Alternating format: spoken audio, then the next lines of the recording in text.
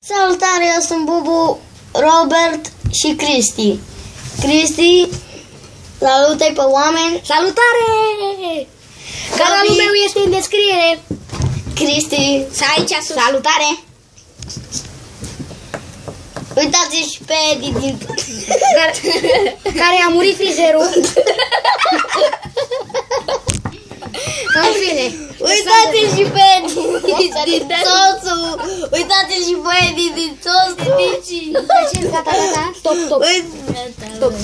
Ați văzut dinții? Are dinți de cal. De parcă tu Salutare, eu sunt Bubu, Cristi. Salut! Și Robi. Salut! Și dinți de capră. Bă, hai!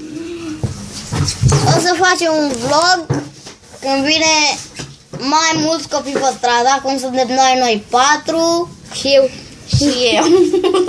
Păi a zis toți 4. Și dinți de cap.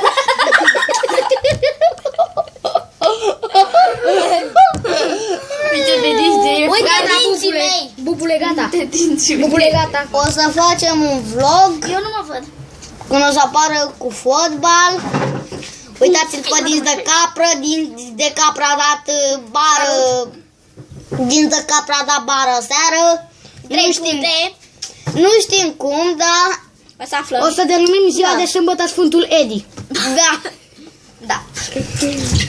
Acesta a fost. O să ne vedem, Pe stradă. da, jucând fotbal cu Edi, Robert și Cristi. Și tu, Bubu. Și Robert Și și eu. eu. Și Robert Bubu la mare. Bubu Bosu. Cristi Bosu. Și Robert Edi la Bosu mare, dar nu și știm Robert că... Bosu. Cred că îl doare capul și nu o să vină. Da. Da, detalii. Și Detalii. locuim La pe strada revedere! Revoluției. Nu. Mai întâi mai faci ceva. Abonați-vă la canalul meu Andreis Gaming și o să fac multe clipuri cu Need for Speed Most Wanted 2. La revedere! Și o să fac daily vlog-uri. Și eu la fel, daily vlog-uri. Nu vă abonați la Doar la mine. la ăștia, la ăsta, nu vă abonați. Doar la mine, pa! Vorbește urât! Pa!